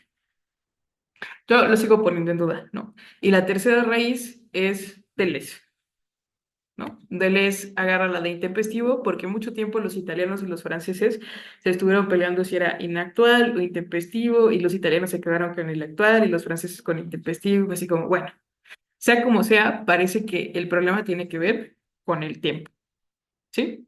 Pero ¿qué tiempo? ¿De qué tiempo está hablando? ¿No? Eso es lo más interesante, ¿no? Está hablando de su actualidad y de su contemporaneidad. Y les pongo entre pregunta, ¿del presente? Pero ¿quién más habla del presente? Eso es lo interesante dentro de lo que estaban diciendo hace rato también, ¿no? Pues el señor Kant, que no era el filósofo interesado por su presente, ¿no? Entonces, como esta línea de pensadores, que luego Foucault lo recupera cuando habla de Kant, que pues, querían hacer lecturas de su actualidad, ¿no? Y de ahí que Foucault hable luego de una ontología de la actualidad.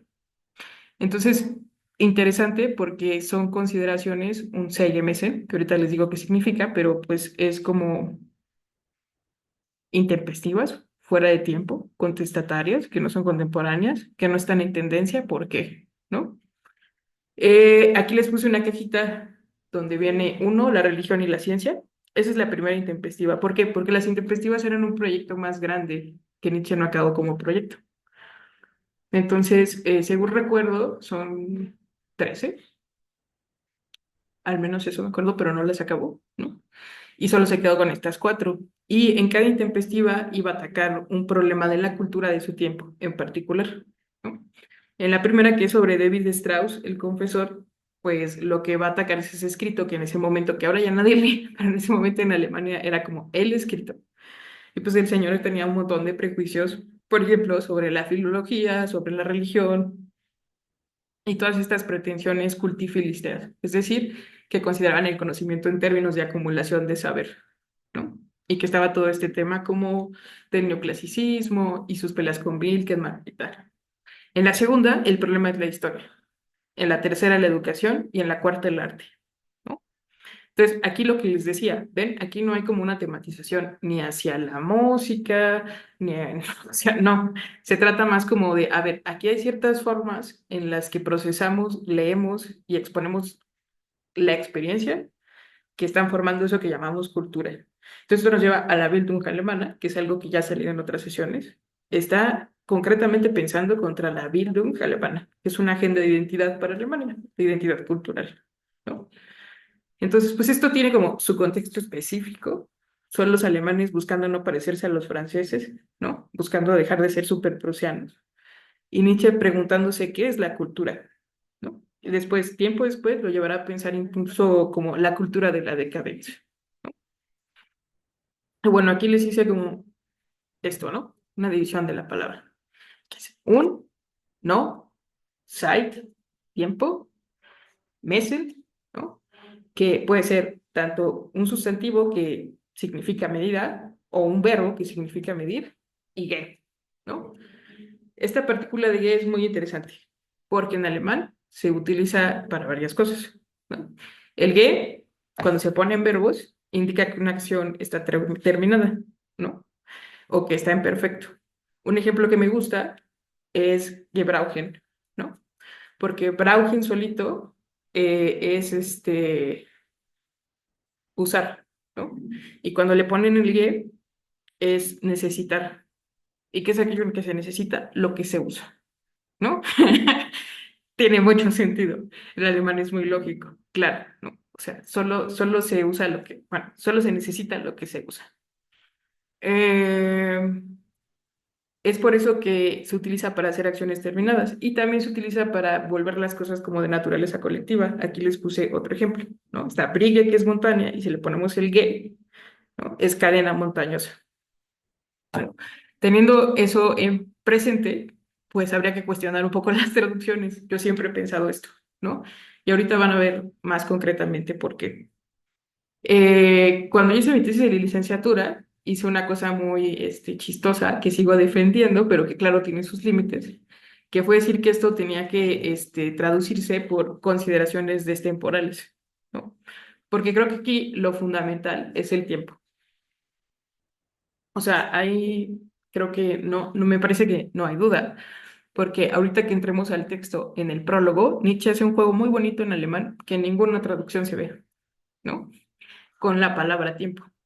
Y utiliza tiempo en varios sentidos, ¿no? Ahora, yo decía destemporales, ¿por qué? Porque siento que es una crítica a la temporalidad, no al tiempo, ¿no? Sino al modo en que comprendemos el tiempo, es decir, al modo en que hacemos historia. Pues esto podría haber gente de acuerdo, gente que no. Yo he tenido muchas peleas al respecto. Parece que Mónica Cragnolini es de una opinión similar a la que yo tengo. Eso yo no lo sabía hasta hace poco. Eh, pero bueno, independientemente de cómo la quieran traducir, por eso les decía, parece que el problema es el tiempo, ¿no? Eh,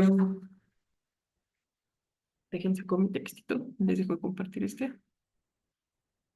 Y ponemos nuestro textito en alemán, porque ¿por qué no? Porque se puede. Este, no sé, sé que es muy probable que no todos sean como que manejen el alemán. No los voy a poner a leer en alemán, pero sí les voy a enseñar todas las veces que dice Zeit en esa parte. Miren, chéquense, ¿no? Eh, libro,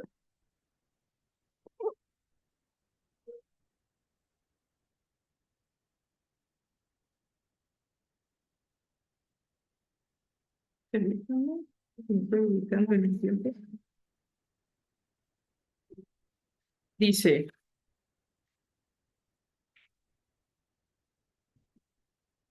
mm, esta consideración es también intempestiva. Estamos en este párrafo. Es el último párrafo del prólogo. Dice, esta consideración es también intempestiva porque yo trato de entender cómo un daño, una enfermedad y un defecto de nuestra época, un ceresite, ¿sí? O sea, no sé por qué lo traducen de diferente, o sea, perdieron toda la riqueza en las traducciones, no tengo ni idea, ¿no? Pero dice, en nuestra época, algo de lo que ésta está orgullosa con razón, su formación histórica, porque llego incluso a creer que todos sufrimos una fiebre de consunción histórica y que por lo menos todos deberíamos reconocerlo. Pero Siguete ha dicho con mucha razón que al mismo tiempo que cultivamos nuestras virtudes, cultivamos también nuestras faltas. Y si como todos sabemos una virtud hipertrófica y el sentido histórico de nuestra época me parece que es una tal virtud, puede acarrear la caída de un pueblo, tanto como de un pueblo tanto menos para un, no, de un pueblo tanto como un vicio hipertrófico. Entonces se me debería conceder libertad de acción, al menos para un intento. Tampoco debe callarse en mi descargo que las experiencias de mí mismo, y no solamente para comparar, me he servido de experiencias ajenas, y que solo en cuanto pupilo de tiempos más antiguos, en particular de la antigüedad griega, he llegado a tener experiencias tan intempestivas. ¿Se fijan? Tener experiencias intempestivas en tanto que soy hijo de la época actual. En este punto, tengo por lo menos derecho a considerarlo por mi propia posición de filólogo clásico, pues no sé qué sentido podría tener la filología clásica en nuestra época si no es de obrar de una manera intempestiva, es decir, contraria al tiempo, y por esto mismo, sobre el tiempo, y a favor, así lo espero, de un tiempo futuro. Aquí tengo anotado, utiliza un Ceresite como nuestro tiempo, es decir, nuestra época, gegen die Zeit, contra el tiempo, o sea, contra el continuum de una cierta forma de hacer historia, contra el tiempo como temporalidad. ¿Sí? Eh, auf die Zeit, sobre el tiempo, es decir, sobre el curso de los instantes, y kommenden Zeit, ¿no? Para el tiempo por venir. Entonces, leído así, ya dice otra cosa, ¿no? En este punto tengo por lo menos derecho a concedérmelo con mi profesión de filólogo. Pues no sé qué podría tener la filología clásica en nuestro tiempo, si no es el de obrar de una manera contrahistórica, ¿no? O contra el tiempo. Es decir, contraria a la historia, a la temporalidad. Y por esto mismo, sobre el curso de los instantes, ¿no? Y en favor, así lo espero, de un tiempo por venir. Así está más traducible, ¿no? Entonces es como, no mames, eso ya tiene otro sentido, ¿no? Pues es como, a ver, ¿se fijaron todo lo que cambié? Fue este parrafito. Si ustedes ven en su traducción y le agregan estas tips que les estoy dando, entonces, nunca he usado una pizarra, no vamos a empezar hoy, pero vamos a abrir un Paint, ¿no? Para que ustedes puedan hacer el ejercicio en sus apuntes o en su libro o en lo que quieran. Rumi, bueno, Mande. yo tengo una pregunta súper rápida. Sí. Me interesó mucho que al final dijera zu wirken. Ujú. Sí. Creo que por lo que tú comentaste, la traducción viene como obrar. Ujú. Y aquí viene en mi traducción, que es de la de Biblioteca Nueva, como Ujú. actuar. Y se me hace muy interesante porque Wirklichkeit, de hecho, a veces se suele traducir como lo real actual. O sea, por Sí. ejemplo, pienso en el tonoto de Heidegger cuando dice por encima de la realidad o de la actualidad está la posibilidad y utiliza Wirklich, no como Ok. Realität, sino como la actual. Está invirtiendo los términos aristotélicos de actualidad y potencia, ¿no? Sí. Así que en ese sentido, no se podría pensar también lo Birken como desde esta determinación temporal de justamente de actuar, de actualización, o si sería obrar, porque también tiene ese significado. Es una buena pregunta. Me dejaste pensando. Eh,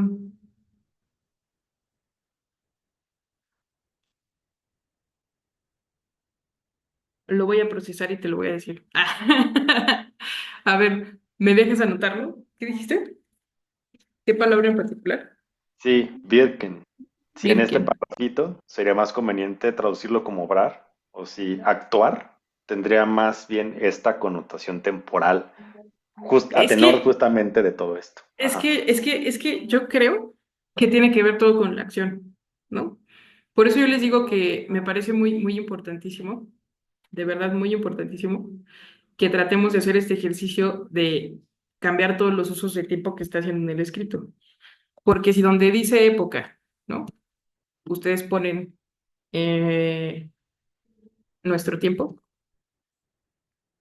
¿no? Eh,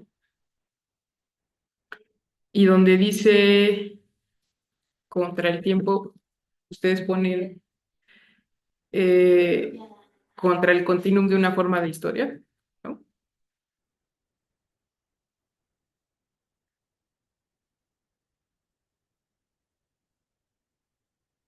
Eso es la temporalidad, ¿no? ¿No? O la historicidad, si quieren.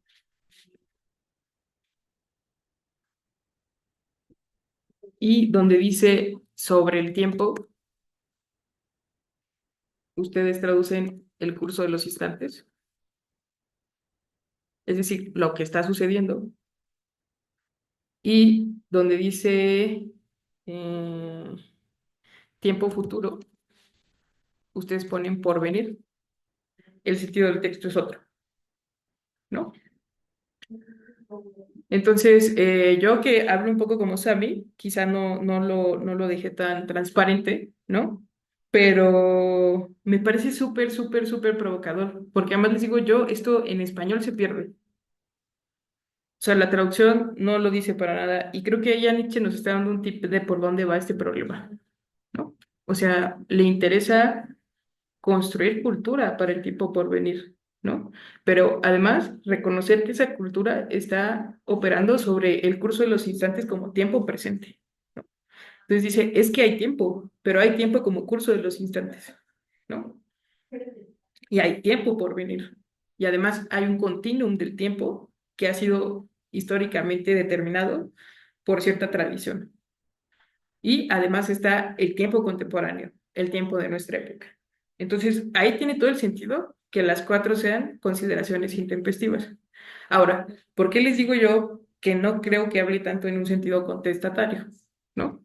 Les dejo de compartir la pantalla y si quieren tomen la captura, si no, ignórenme. Híjole, ¿por qué les digo esto? Porque está hablando de un Unzeigemasse Erfahrungen. Dijo, experiencias intempestivas, ¿no? O sea, quiere que tengamos experiencias intempestivas. Y él dice que él ha tenido experiencias intempestivas, ¿no? No creo que Nietzsche, o sea, sí era muy bobo y sí era muy edgy, pero no creo que nos estuviera diciendo que tuvo experiencias contestatarias, ¿no? Sino, creo que en efecto son experiencias fuera del tiempo, ¿no? Pero no del tiempo, sino de la temporalidad. Lo mismo de siempre, de la historicidad, de la temporalidad. ¿Por qué? Porque piénsenlo, o sea, como que sobre el tiempo, tradicionalmente lo que había predominado era una forma de lectura del tiempo cronológica, ¿no? Y veremos después que para Nietzsche esto también es muy relevante por el cristianismo mismo como crítica. O sea, aunque esto llegue hasta sus textos de madurez, piénsenlo con cuidado, porque pues en efecto nos explicamos mucho la realidad o en términos del pasado o en términos del futuro. O sea, son las dos herramientas con las que contamos, lo que pasó y lo que sigue. Y el presente, ¿dónde está? ¿No? Entonces yo creo que su preocupación aquí por la historia es también una preocupación por el tiempo como temporalidad, ¿no? Y por la forma en la que comprendemos ese vivir. ¿Por qué? Porque sobre estas cosas que han estado diciendo, justamente en Genealogía de la Moral Nietzsche llega a decir que se trata de saber cómo somos lo que hemos llegado a ser, ¿no? ¿Quiénes estamos siendo? Creo que extrae una cita de Píndaro que nunca me aprendí, ¿no? Pero es saber qué se está haciendo. Entonces reconoce que eso que estamos siendo en presente quizá no está en presente. Lo que decía Ivana, ¿no? O sea, remite a un pasado y sin embargo, ese pasado parece que obstaculiza la presencia como instante, ¿no? Es más, la presencia es un problema, a Nietzsche ya no le gusta. Obstaculiza la experiencia del instante, del hoy. Entonces, a mí no me parece menor que diga que hay que tener experiencias intempestivas, porque incluso en la cuarta intempestiva, que habla sobre Wagner y los festivales de Bayern, dice que los que iban a ese festival eran los más intempestivos, ¿no? Entonces, yo dudo bastante que la traducción que más nos ayuda a comprender todo este problema sea la de los más contestatarios o los más inoportunos. Yo, bueno, sí, ok, los que no están en su contemporaneidad, pero habría que preguntarse por qué no están en su contemporaneidad, de qué está hablando, ¿no? ¿Con qué propósito? Dentro de este debraye que me hice, pues me puse a buscar qué palabras utiliza Nietzsche para decir época y etcétera. Y desde luego que no es Zeit, ¿no? Nietzsche utiliza mucho Zeitalter para decir época, ¿no? Entonces, el hecho de que haya utilizado Zeit y que en el texto original estén negritas, porque este extracto que les puse es de Nietzsche Source y son como pues los textos tal y como estaban, rescatados por Colli Montinari. ¿Ya vieron que el Zeit está resaltado desde el principio? Entonces, cuando decimos ¿qué tiempo? Pues todos estos tiempos, ¿no? Es una pregunta sobre qué es el presente, cómo el presente está configurado el pasado, cómo el presente tiende al porvenir, ¿no? Y qué es lo que se juega sobre el presente, por debajo del presente, ¿no? Creo que esa acotación es interesante no solo por el hecho de que tenemos un texto que se puede leer en clave ontológica, sino porque también nos da una alimentación en nuestra interpretación del texto. Está pensando en efecto su tiempo y está discutiendo con personajes muy acotados. Todos son rastreables. O sea, cada modo de historia critica a un tipo de historiador que hay en su época que tiene nombre y apellido. Entonces, sí, dime Jesús. Bueno, nada más así rápido, me quedo pensando con esto que tú dices acerca de la crítica al cristianismo y al tiempo. Me hace pensar en el libro onceavo de las Confesiones de Agustín, en donde define el tiempo justamente desde la eternidad. Y casi casi se plagia el Timeo de Platón, Cuando Platón pregunta qué es aquello que siempre es y nunca deviene y aquello que siempre deviene y nunca es cuando introduce la cuestión del tiempo y define el tiempo como una imagen móvil de la eternidad, aunque la eternidad nunca podría haber sido, ni podrá ser, porque lo que es siempre es. Así que mi pregunta es cómo concilia Nietzsche esta cuestión de la actualidad, de su tiempo, que es presente, o bueno, al menos el presente de Friedrich Nietzsche, y a la vez esta crítica al cristianismo, que también de cierta forma presupone la actualidad, presupone el ahora como modo privilegiado de la temporalidad, que lo retoman desde Aristóteles, pasando por Platón y por Parménides. ¿Cómo concilia estas, tanto la crítica como la herencia misma del cristianismo, si lo vemos así, que es desde el presente? Porque tiene que ver más con una cierta forma en la que nos preparamos para el presente, ¿no? O sea, tiene que ver con cómo es que habilitamos la vida para que se dé de ciertas maneras. De hecho, el presente para Nietzsche, como para toda la tradición, es algo escurridizo. O sea, no cae en la ingenuidad de vivir en el puro presente. No está diciendo eso, ¿no? Sino está diciendo como desconoce tu presente. ¿Cómo esto tiene que ver y cómo lo habilita con respecto a su crítica al cristianismo? Pues es que es más concreto. Por ejemplo, le parece que el futuro, como forma de experimentar el tiempo, es una determinación esencialista, en tanto que te preparas para algo que no existe, partiendo de otra cosa que tampoco existe, que es el pasado. ¿Se fijan? O sea, vivimos en la inexistencia. Eso es lo que le preocupa. Es como, o sea, o vivo recriminándome que ayer no colgué la ropa antes de que lloviera y que por eso mañana no me voy a poder vestir como me quería vestir. O vivo recriminándome porque no hice la tarea que tenía que hacer y eso después va a impactar en que voy a reprobar. ¿Ven? O sea, son puras irrealidades. Y hacia el cristianismo es, claro, se puede entender ese ejemplo hacia más lugares, ¿no? Como vivir la vida preparados para la muerte, ¿no? Para esperar a Dios. O sea, vivir en la realidad no en el sentido de que no exista, ¿no? Sino en el sentido de no es lo que ocurre, no es lo que está ocurriendo, ¿no? Entonces creo que en sí Nietzsche nunca está peleado con su actitud protestante, ¿no? Ni no está peleado con el Jesus Christ. Dice, no, perdón, mi problema no es Jesús, ¿no? No se enojen, ¿no? Sino está peleado contra ciertas formas en que se estratifica la vida. Y miren, cuando empieza el prólogo, justo lo dice, ¿no? Dice, por lo demás, detesto todo lo que no hace más que instruirme sin aumentar mi actividad o vivificarla intensamente. ¿Ya ven? Con eso ya le empezó a dar a la Bildung alemana, ¿no? O sea, esto que llaman instrucción es algo que está produciendo conceptos que fijan la vida, ¿no? Y detesto ese tipo de instrucción. Ahorita le doy la palabra a Yamili, ¿no? Y sé, con estas palabras de Goethe, como con un certero senso cordialmente expresado, puede comenzar nuestra consideración sobre el valor, está diciendo Bert, ¿sí? Y no valor de la historia. Atención, está diciendo el valor y no valor de la historia. Está hablando de valores, de qué valor le vamos a dar a la historia. No de que la historia sea el problema, no de que la temporalidad sea el problema, así como el cristianismo no es el problema, ¿no? Sino una cierta forma en que eso sea estratificado para producir ciertas formas de experiencia.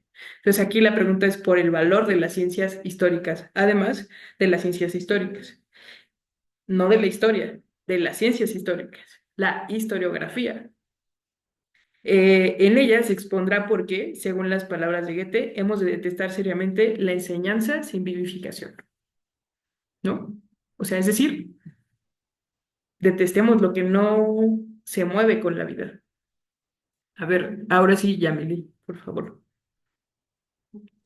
Justo ahorita que estabas mencionando sobre vivir en la inexistencia y en ser discursivos a partir como de, de ese otro discurso que se nos plantea desde afuera y lo planteaste como en el cristianismo. Y me remito como a la teoría queer, ¿no? Porque pues tú sabes que a mí me mama la teoría queer desde siempre. Bueno, yo no tengo el gusto de conocerles a todos, pero yo estudié la licenciatura en filosofía y ahorita estoy formándome como sexóloga. Entonces me suenan como mucho varios discursos sobre el género, sobre la corporalidad, y creo que ahorita que mencionaste a Nietzsche, eh, no sé, pero yo veo teoría queer hasta en Platón y ahorita me acabas de remontar a Texto Yonki de Paul B. Preciado y sobre esa inquietud, sobre cómo nos estamos configurando corporalmente a partir de un discurso subjetivo. Y es un discurso subjetivo que nos remite al cómo debemos ser de acuerdo a un discurso biopolítico que también nos remite en la inexistencia, ¿no? En este caso, a lo que debo de aspirar a hacer. Y todo esto como dentro de una autorregulación a partir de normativas muy puntuales, ¿no? Y también veo reflejado esto que menciona Nietzsche en mecanismos psíquicos del poder, que es de Butler, y también se menciona, ¿no? Como el ser a partir de este discurso que viene de otros, ¿no? Y en ese reflejarme en los otros, entonces a partir de dónde me estoy conformando. Y no sé, ahorita me acaba como de explotar la cabeza. Y es lo único que te quería decir. No, gracias, no, es que justo va por ahí. O sea, por ahí te fuiste, es que eso es lo que está pasando, ¿no?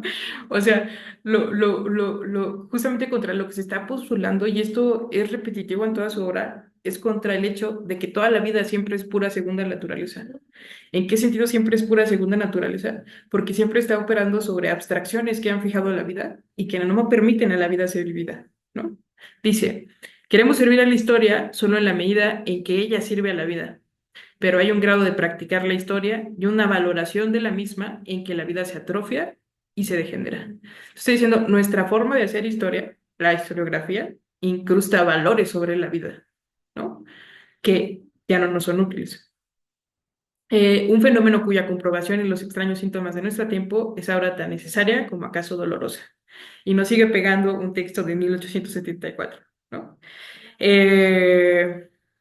Dice... la mayor parte de mis lectores me dirá que esa sensación es absolutamente falsa, abominable, anticultural e ilícita, y que además, al manifestarla, me he mostrado indigno de la poderosa corriente histórica. Tal como puede observarse, todos lo sabemos desde hace 2 generaciones, sobre todo entre los alemanes. Está diciendo que es un problema alemán, pero pues como todos somos muy malinchistas, parece que es un problema cultural de Occidente, ¿no? Y pues bueno, aquí ya, que es para lo que nos va a alcanzar, creo que si nosotros queremos entender al menos la segunda intempestiva, pero sobre todo todas las consideraciones, este prólogo es la clave, ¿no? O sea, así como de, ya nos dijo todo. Ahora, quería regresar como, antes de cerrar, a la presentación que les enseñé, porque se me había olvidado un último argumento bueno que tenía para explicarles por qué tendríamos que poner en duda esta cosa como de lo intempestivo como contestatario, etcétera. Que es que Nietzsche tiene una palabra muy concreta para decir intempestivo en el sentido de inoportuno, ¿no? Que creo, si no mal recuerdo, que es un gelegen, ¿no? Yo lo busqué neuróticamente en todo Nietzsche Source. Por cierto, a quienes les gusta Nietzsche, un compañero que no vino a esta sesión nos lo pidió y ahí lo dejamos en el grupo.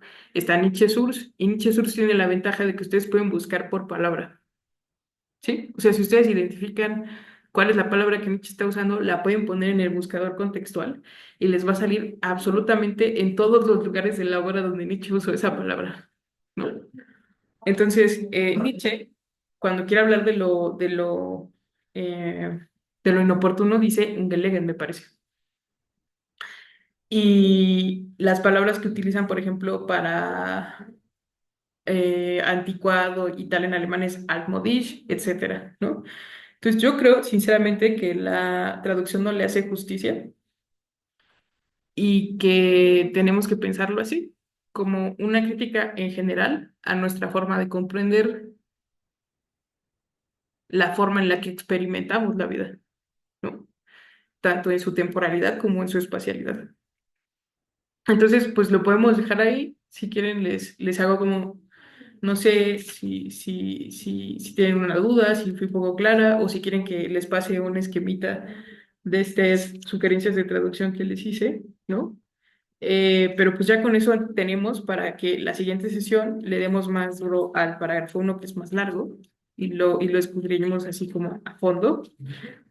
Y pues de paso decimos, para que no pase lo de esta semana, pues nos seguimos al 2, ¿no?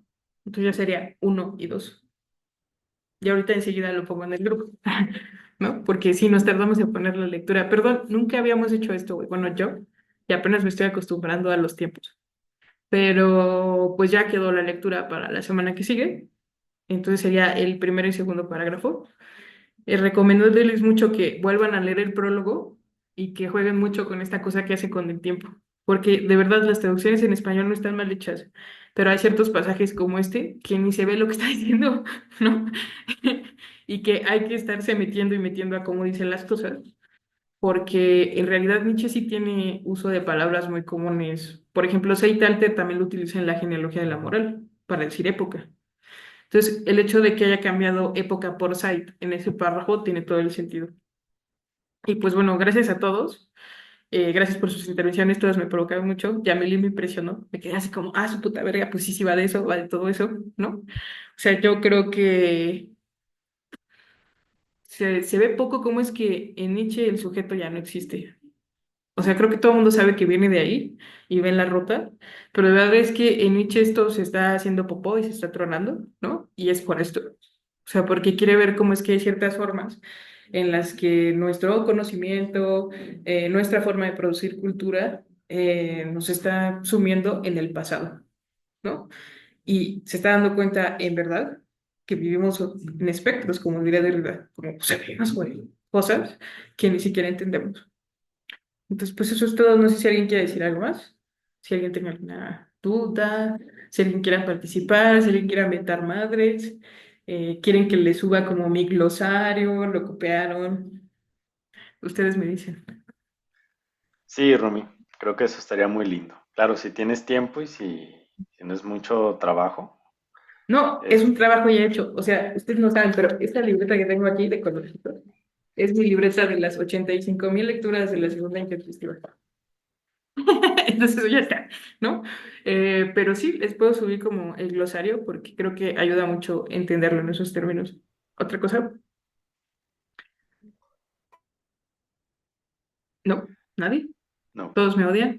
Bueno. Pues que descansen y ahorita pues ya les subo la lectura para la que sigue. Y ahora que ya tuve ya el equipo correcto para guardar la sesión y todo, porque la vez pasada no lo teníamos, planeo subirla mañana. Cumpliré sin retrasos. Los quiero. Adiós. Nos vemos, Rumi, que estés muy bien. Bye bye. Bye, Saludines, muchas cuídate. gracias. Bye bye. Gracias.